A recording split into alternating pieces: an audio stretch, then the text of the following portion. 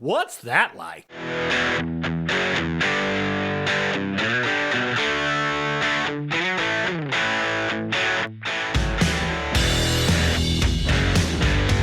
What's going on, people? Hey, it's another edition of the What's That Like podcast, and I am your host, John Knowles. Big event happened here in the southern Macoupin County area yesterday, and we're going to learn all about it. It's the annual Tour de Donut. And as many of you already know, because you follow us on Facebook, my friend, my colleague, the producer of the What's That Like podcast is joining us on today's show. Bob, how you doing, brother? Doing pretty good. A little sore, but good. It's good. I mean, you rode the whole thing yesterday, 34 miles. Certainly want to get some perspective on what your experience was. But I think the big win today is we've got race director Christian Hasselberg coming on, right? You've known him for a while. Is that correct? Yeah, I've known him. Well, I knew about him, but it wasn't until after the first donut I competed in 2015 where I actually got to know him a little bit better. I actually got a third place medal in my age group, and I didn't stay for the awards because I didn't think that, my first time doing the donut that I would be an award-winning, rider. So I talked to him, and he was able to send me my medal, and he's been a great guy ever since. So. Yeah. Well, we're going to find out all about the donut, when it started, how it started, all those things as we plow through. And since Bob's a big part of that, and he certainly rides in it, we did a video together, kind of our first joint vidcast, so to speak. You're the video guy. I want to thank you for porting your video skills over to the What's That Like Nation. Did you have fun? Yeah, it was a blast yesterday. I mean, it was the hottest one that we've had the past 5 years, but it was a good ride, and it was cut short a little bit too, which was also nice, but it was just a good all-around Tour de Donut, your average one. Yeah, it was a lot of fun. I work it every year. Myself and one of the younger firemen here in Mount Olive, I'm in the Mount Olive Fire Department, is kind of a thing that we do, is we just try to go out there if somebody has an issue, help out as best we can. Yesterday was not a day without issues. I know, at least in our district, we had 2 wrecks that required ambulance support. Outside of our district, I know of 3 more. The bad news, good news is one fella I know actually had a heart attack. That was over in the Benilde area, and the first responders, God bless them over there, Gillespie area ambulance and some of the Benilde firemen, bless you guys. You brought him back, and we kind of heard this morning through social media that the gentleman is recovering. He had some issues, but he's recovering, right, Bob? Yeah, he's recovering. I guess he had to get 2 stents put in, but he had to stay overnight last night in the ICU, so he's getting better, and he's still with us. So yeah, that's great news. Great news. And the others weren't life-threatening, but certainly ruined a good day. Mm-hmm. It was a lot of fun. 34 miles. And if you want to check out the video recap that Bob and I are talking about, just go to the Facebook page. What's That Like podcast? It's on Facebook. I'm sure we can get it over to YouTube too. So you can look up the What's That Like podcast on YouTube, and there's a channel on there. We can probably get it on the ATA network channel as well, and make sure that you'll find it. It's got like 4,000 plus views, and it's not even 24 hours yet. For some reason, people love watching video on the Tour de Donut, Bob. It's a good one. I think it has to do with me being in the video, but that's true. We'll leave it at that. There was that shot of you in slow-mo eating donuts that probably has a lot of fans in and of itself. You can't miss it. If you haven't seen it, you got to go see it. Has any ladies contacted you yet? Not yet. No. You should check your phone. That's probably what it is. But anyway, some business to take care of. Once again, want to thank everyone for listening, for reviewing the show. The last episode with Jordan and Dawn Kettler, the House Hunter episode, probably one of the most downloaded episodes we've ever had. You guys love House Hunters, which I knew you would. Everybody watches that show all the time, and Jordan and Dawn gave you the behind the scenes. Probably more interaction with that show on social media, and then certainly a lot of the downloads. It's hitting all the platforms well, too. Every single platform, I think we set a record on, whether it was iTunes, TuneIn, Stitcher, or SoundCloud. We saw kind of a big number of downloads on it, so thanks a lot for that. All of you for subscribing, for liking the podcast, subscribing to it on those platforms, leaving us a review. We always love that as well. But enough about our experience with the Tour of Donut, Bob. Why don't we see if we can get your friend, my new friend on Facebook, Mr. Christian Hasselberg, who is the race director for the Tour de Donut. We'll dial him up here in just a second, and we're going to ask him, you run the Tour de Donut, 1,400 riders, 6,500 donuts. What's that like?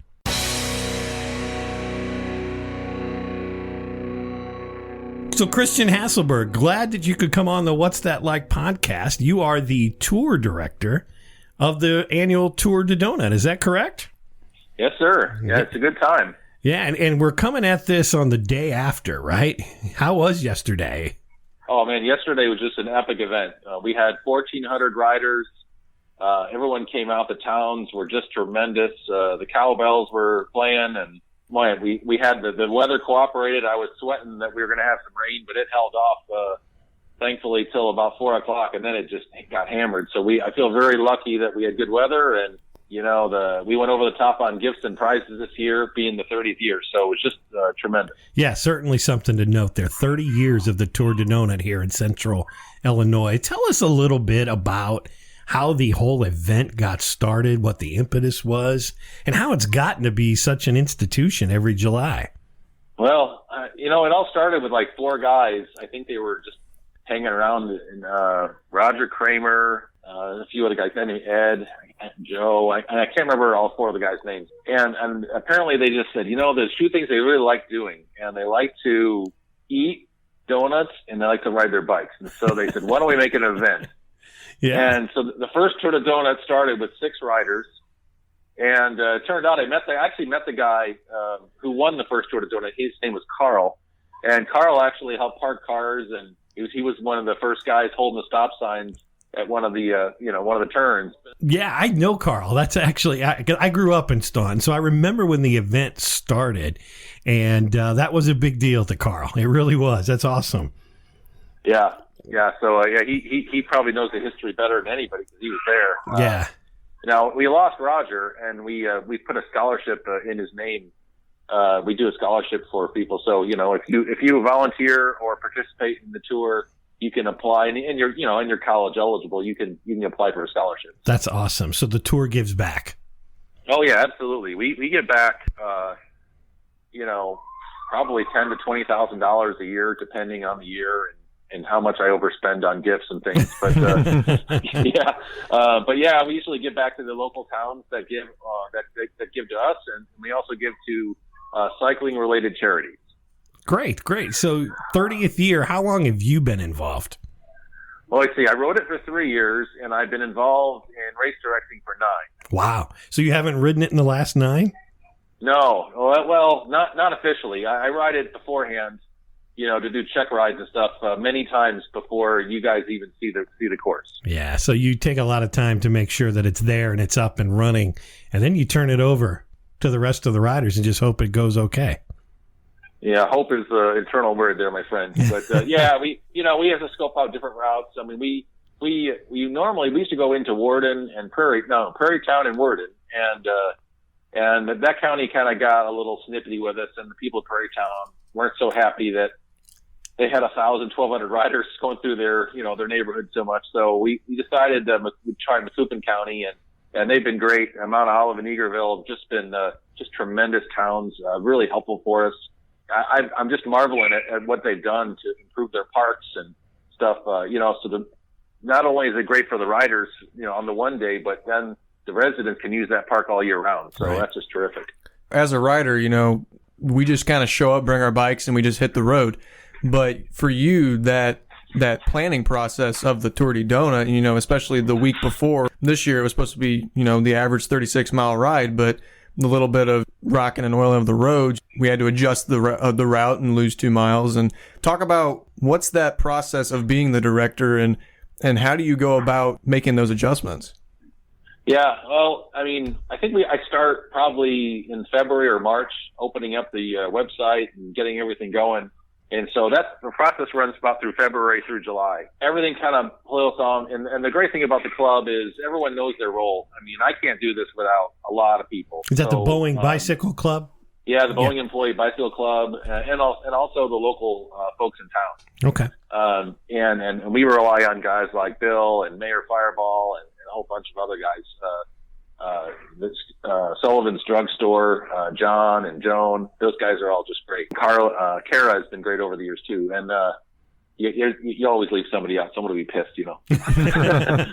What can you do? But those guys are just great. So last week thanks to social media, you find out, someone's going to oil and chip the roads, and you're like, time for Plan B. And so I had to do an emergency route change.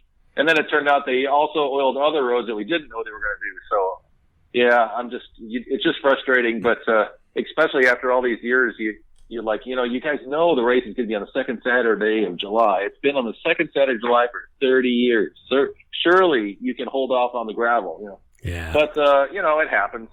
And thankfully, it was a nice hot week. So the roads we were able to get some nice lines on the road. So we didn't have too many gravel problems. How is it that you ended up getting into the director chair? Were you running other races? No, matter of fact, this is the only one I do. After doing it for 3 years, I was kind of, I'd say, tangentially involved in the club. And Dave, the guy that did it before me for about 10 years, he was retiring. And so they were looking for somebody. And so I put an email out and I said, that might be fun. I enjoy the race. It'd be a cool way to give back. And so I had some ideas on things we could do a little differently than the way they were doing it to try to make it better. And some of those things we implemented that worked, some of them didn't, but it's been really rewarding. It's just a lot of fun, and it's good to I made a lot of friends along the way, certainly. And, one of the things I really appreciate is, from what I can tell, it's probably the largest bike race in the area. When I talk to these guys, the bike shops, they say, we're so thankful for you guys because people get their bikes geared up and stuff. But they say, biking is down. All the event directors say numbers are down. It's not down for us. So we're doing some things right, I guess, or it's just enough of a shtick that, people just think it's cool. And I'm glad after 30 years it's still cool. So do we have an official count on the number of riders we had in the Tour de Donut? Not yet. Registration was over 1,400, but I don't have the official number yet. All right. Couple of the questions that come up all the time is how many donuts do you get for this? How do you plan for that? Analytics are an amazing thing. I looked early on when I first started, and I figured out that the average person eats about, I think it was something like 2.5 donuts each or something like that. So I said, we got this many riders. I buy 3 donuts per person. That comes out to about 500 dozen. Uh-huh. And if it's raining, all bets are off because people are going to stop and eat. But generally, if we buy 500 dozen donuts, that does us pretty well. Okay. And where do you get them? Actually, that's probably the most fun thing to do in the entire event is to walk into the store and say, I'd like to buy 500 dozen donuts, please. and they look at me and they say, do you mean 500 donuts? We say, no, 500 dozen donuts. And they never had an order that big before, Yeah. And who do you get those through? We can't tell you. That's a trade secret. That's okay. It's probably the worst kept secret around, but we generally don't advertise. Well, we'll keep the secret for you. I'll admit this. I live in Mount Olive, so I was one of the firemen in Mount Olive working this yesterday, and I was at the firehouse getting ready to move over to the route, and I saw your truck come into town with all those donuts packed into the back of the truck. And were any of them flying out of the back? A couple, yeah, but I would tell you what, there was a line of cop cars behind him. It looked like the end of the Blues Brothers. Well, if they fall on the ground, we just kind of wipe them off and then serve them to the serve them to the riders. Yeah, you don't do that. Let's be clear. I know you don't.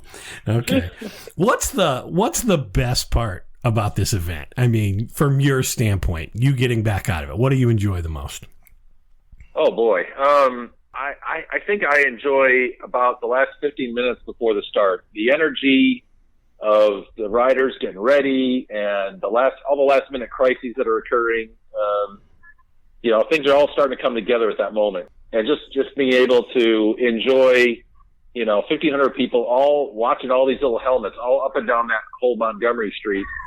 And then the start and watching all these people leave and, waving at them all and wishing them luck and enjoying the adventure. And then, of course, worrying that no one's going to wreck or, anything stupid happens. But at the same time, I mean, for me, I think that's the most rewarding part. And what about the opposite end of that? What's the hardest part? I don't know what the hardest part is. We've done this for 30 years, so we have a lot of it down to a science, and we've got processes for a lot of the things. There's not a particularly difficult thing. I mean, everyone's so agreeable. It's a lot of bike events. They talk about how the towns are being difficult. Nothing could be further from the truth here. Everyone's trying to get an event in their town, and we're trying to promote the region, and so we all seem to be synergistic in the sense. I don't know if there's any one thing that's hard. Probably gravel is probably my biggest enemy. Making sure that the roads are clean and safe, potholes are fixed. Those are probably the biggest things for me. So how do you guys track the donuts throughout the ride? Oh, that's a great question. Yeah, this actually took a while to figure out, but we marked them on the back of your number, and then you rip off the tag, and then you turn it in, and then if you didn't turn in a tag, we basically assume you ate no donuts. And then we count them all up at the end. So it's not like your general race, because you have to do the deduction. The guys at Fleet Feet had to actually write special software, and before we used Fleet Feet, we did it ourselves with Excel spreadsheets and Access databases. But we had to scale up. We just got to be too big. Talk to me a little bit about the riders themselves. This is a local event. There's a lot of locals that ride in it, but you draw from a lot of places. Talk to me about the variety of folks you get. Yeah, it's a regional ride. I did some analysis last year on where people are from, and it's really a St. Louis, mostly, some Springfield kind of event, but we do get some from all over the place. If you ask me who the typical rider is, it's a 53-year-old male named Dave. That's the most likely rider you're going to get. 53-year-old guy named Dave. That's great. Yeah. And it's about 2/3 men, 1/3 women. Every once in a while, I have a woman. She'll come up to me a couple of years ago. I never forget her. She said, "Do the people that put on this ride even ride this thing? Do you know how hard it was?" And I looked at her with a straight face and said, "Yes, I've ridden it many, many times." But it is hard for people, so that's why we did. That's why we started the donut hole. Yeah. To have a rec version, just single donut stop, turn around, come back, which kind of started unofficially anyway. There's some locals in Staunton that were just like, they just ride straight to the second donut stop and back, kind of unofficially. So we kind of just took what they did unofficially and just made it official and said, we'll just have the hole. Yeah. And what a great name, right? If we got the donut, why doesn't it have the donut hole? That's great. Yeah. What's the farthest you've had people come? Oh man, this year we had someone from Australia. We've had people from South Africa, Germany. One Rick from Guam. I think he's from the area, but he comes from Guam regularly. So yeah, we've had people from all over. What do you think makes this event? You said a lot of other races, they're going down. What makes this event so special? I have to believe it's the donuts. Mm-hmm. The idea, and when people hear the idea of just the opposite thing, health and donuts, and just the contrast of those two things, I think appeals to people. Like, that just sounds interesting enough for me to go try it at least once. And then once they come, they realize we're a family. Yeah. And we stick together. And, I do my best, and you don't always succeed, but I do my best to make sure that every rider has a great time. Whether they're out there to be a go faster or whether they're out there to do rec riding with their family, we want to make sure that everyone has a great experience. And I think that people appreciate that, and they realize the effort that went into it, and also that they slowly collecting a list of vendors of guys that bring stuff to the table, like the jerseys and the Wounded Warrior projects and just other things and opportunities to give back to the community and to the other rider areas. Tell me a little bit about the volunteers. Well, they're from all over. I've got a core group from the Boeing Employee Bicycle Club, and they're just great. And we meet all year long, and they're kind of my conscience. They help set up the plans and decide T-shirts and designs and we kind of look at the macro event because they know the history. So we all work together on that. And then we have a local volunteer coordinator, and we usually have several, but usually it's out of Sullivan's. And Sullivan's drugstore is great. They usually make the T-shirt for the volunteers. Gotcha. And so you sell those other T-shirts around.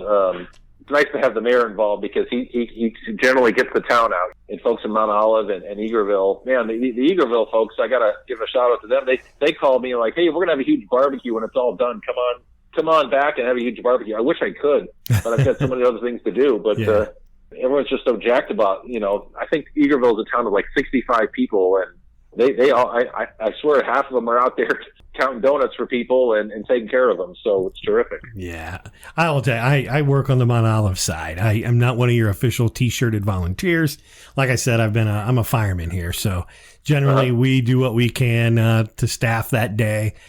We've got a couple trucks out generally, just making sure that if something bad happens, we're there as quickly as we can. The thing that I love the most about doing it is I usually hit 3 or 4 stops along the way as the wave kind of moves through our district. I'll start out by the donut stop. I'll end up kind of near one of the turns, and then I'm usually there in White City before everybody kind of comes back. But most of the people that ride by us say thank you. Thank you to the volunteers. Thanks for having us. That does everything for us, I will tell you. It's just an amazing thing. All the folks that out there, if you're listening to this, if you ride, thank you for thanking us. We really, really do appreciate the love you show back. Yeah, that's really nice to say. And I can't say enough for the volunteers taking up their time, and they enjoy it too, I think. And but we're asking them to do a lot. It's pretty hot out there this year. Yeah. I had at one point toward about 11:30. I had an actual of 92 and a heat index of 104, and it felt every bit of that. Yeah. So as someone that's rode the donut and also directed it, what do you highlight as an interesting point in the course? Maybe it's the most difficult or just a part that stands out to you. For this particular course, I like Route 66. I just like it that especially when the wind is just right, you just get this long, straight stretch where you can kind of stretch your legs and just go and also you kind of experience the old feeling of, this was America's highway, and there's a certain nostalgia to that, anybody can do the Tour de Corn or tour to, different things and see corn. There's plenty of corn in Illinois, but to get to experience, 5 or 6 miles straight up with the best in the region and try to hang with them, it's a fun feeling. I think I like a lot. Certainly the hills. I think my favorite hill has to be Mount Cruller. Somebody named it one year. After a donut. Yeah, exactly. Yeah. Mount Cruller, and that's that hill on Highway 138. It's kind of a long, not really steep hill, but the longest hill to climb. And yeah, it's the great equalizer. Because this particular course, it's really flat for the first half, and you feel great, and you're thinking, I'm going to have a great day. And then the hills hit you, and you're like, was not nearly as prepared for this as I thought I was. Yeah, Bob and I were talking about that. The last 8 miles of this thing is punishing, right? Mm-hmm. It really is. We've changed the course a little bit here and there. When we used to go down Washer Road, it was even more punishing. So we actually are having mercy on people. Mm-hmm. I kind of liken this a little bit to in some ways, I don't know if you heard of the Barkley Marathons. Oh, yes.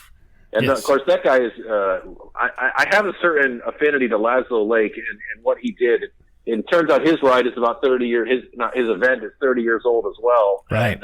And, in some ways, there's some parallels between the quirkiness and oddity of his event, which is just absolutely crazy hard that only the best of the best ultramarathoners can do.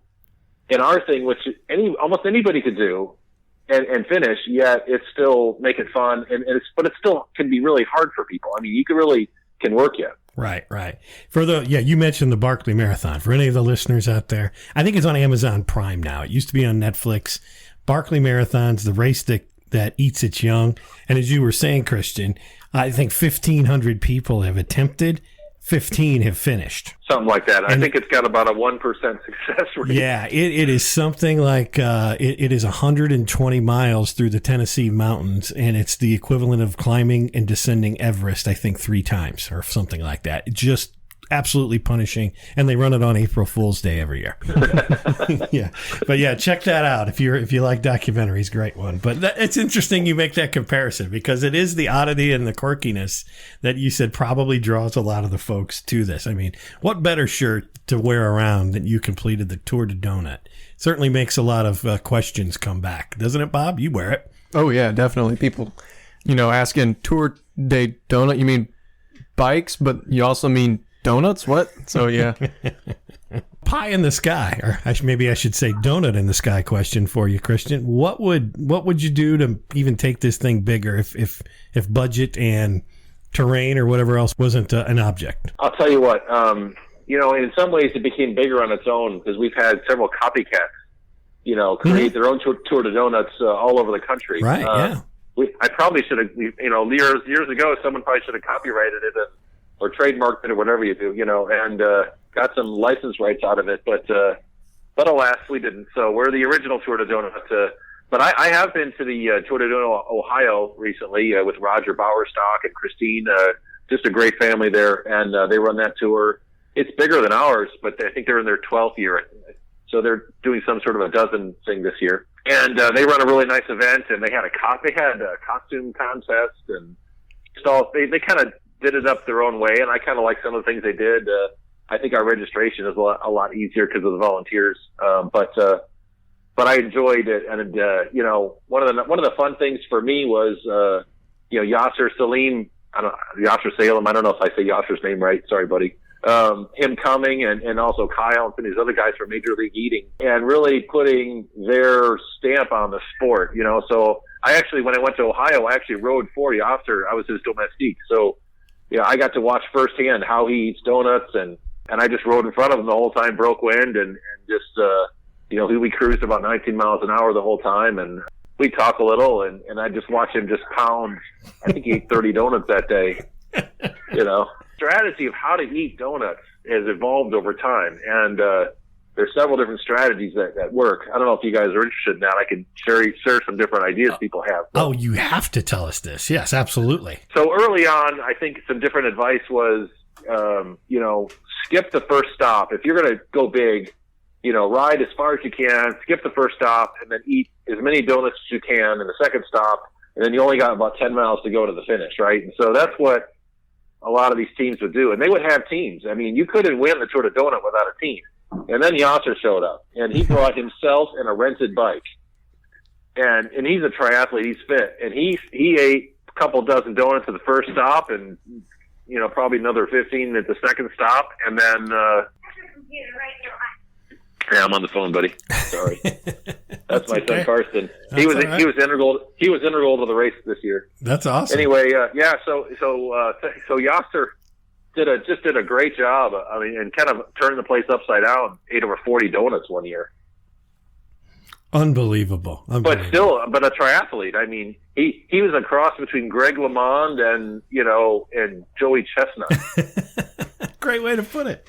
Yeah, that's what he calls himself. I mean, you'll see him I think he was next to Joey Chestnut in the hot dog eating contest a couple of years ago. Well, certainly it is a unique event. And yeah, you've kind of got the hybrid of two things going there. That's unbelievable. Yeah. Well, Christian, I don't want to take any more of your time. I want to thank you for coming on the What's That Like podcast and telling us all about what it's like to run this most unique event. Certainly, we're kind of doing a post race recap on you, but for those folks that are maybe hearing it and interested in going, man, I want to do that next year, when should they be on the lookout, and where can they find more information about the race?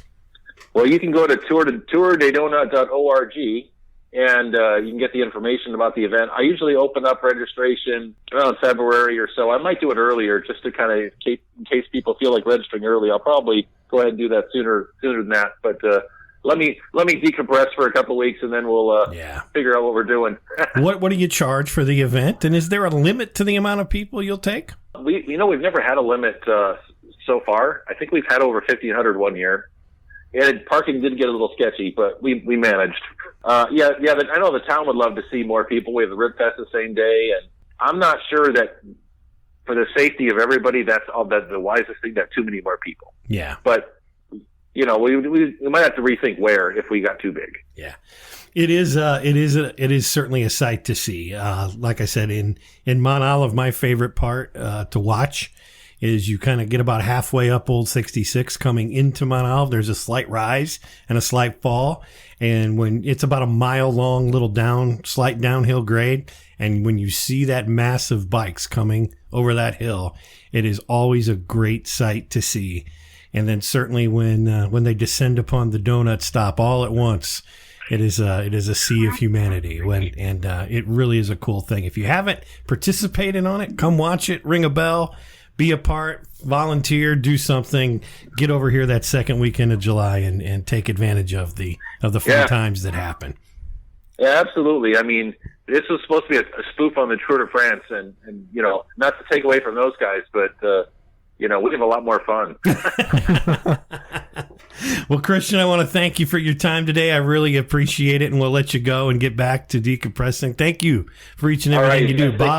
Bob, any final questions? No, I just want to thank you for being on, and thanks for your kindness the past couple of years. I mentioned earlier about how when I did it the first year, I got third place in my age group, and you were kind enough to send me my medal after missing out, not thinking I was going to get one. So thank you for that, and thanks for coming on. Oh, my pleasure. I hope you had a good time this year. It seemed like you were a little out of shape, so I'm expecting better things next year. Oh, just for you, sir. Throws down the gauntlet on producer Bob. Thank you, Christian. I love it. You're welcome. Yes. All right. Well, take care. All right. Bye, guys. Well, there you have it, Bob. That was Christian Hasselberg, director of the Tour de Donut. Did we get everything we could have asked? I think we did. We might be able to leave some for next year. Yeah. Certainly it was great to have him on. We probably should have, in hindsight, had him on ahead of time to talk about it. But certainly a lot of the folks who maybe rode the race will come back and listen to this and get a better appreciation for what he does to bring this to you each and every year. Thoughts, Bob, before we let it go for the day? Nah, just glad to have him on and glad to be able to share the Tour de Donut with everybody listening, and hopefully we'll see some of you guys out there next year. Bob, you rode 34 miles yesterday. Pretty grueling in the heat. Yeah. I want to give a little preview, so to speak, of an upcoming guest. For those of you that are listening to this from a bike riding standpoint, please subscribe, come back. We've got a guest that I think you want to hear from. His name's Brad Fiore. Brad, I actually went to school with him a long time ago, and I'd say about 6 months ago, he friended me on Facebook, invited me to like this page on Facebook, and I started following what he was doing. And essentially, Brad circumnavigated the United States at its borders all the way around. He started in Harper's Ferry, went all the way down to the tip of Florida, all the way to the tip of Texas, I think it's Galveston, all the way to San Diego, up the West Coast, all the way to Seattle, all the way across the top through the Great Lakes region, all the way up to Maine, and then back down to Harper's Ferry. 125 days of riding, 11,000 miles.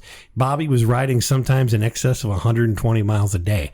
I think you're a wimp at 34 miles, man. Yeah, I'm sweating thinking about that. Yeah, it's a hell of a journey. You're going to hear all about it. Brad, he's been listening to the podcast on his journey. We want to thank him for being a fan. We're going to thank him for being a guest. I had actually reached out to him, I don't know, about 6 weeks ago. I said, do you want to come on? He goes, don't jinx me. Let me finish this thing first. And he just finished yesterday, July the 14th. He completed his journey, and we're going to have him on the show real soon. So if you're a fan of cycling, you definitely want to come back and talk about some endurance cycling with my friend Brad Fiore. With that being said, Bob, I think we're probably out of time, right? Yeah. So you're not going to let me have Greg on? Yeah, don't even ask? Don't even think about it. All right. You waited till I was in my most weak atmosphere to bring him on. Yeah. Yeah. I won't forget about that. All right. With that being said, my name is John. My name's Bobby. And that's been the What's That Like podcast. Peace out. What's That Like is available in the iTunes and Google Play stores. Search for What's That Like. Subscribe today and never miss an episode. Streaming is available at SoundCloud.com and on the SoundCloud app. Follow What's That Like at Facebook.com/What's That Like Podcast and on Twitter at What's That Like Pod. All opinions of the guests of the What's That Like podcast are their own, not necessarily the views of the host or the podcast producers. We hope you enjoy this podcast serving Central Illinois and beyond. Peace out!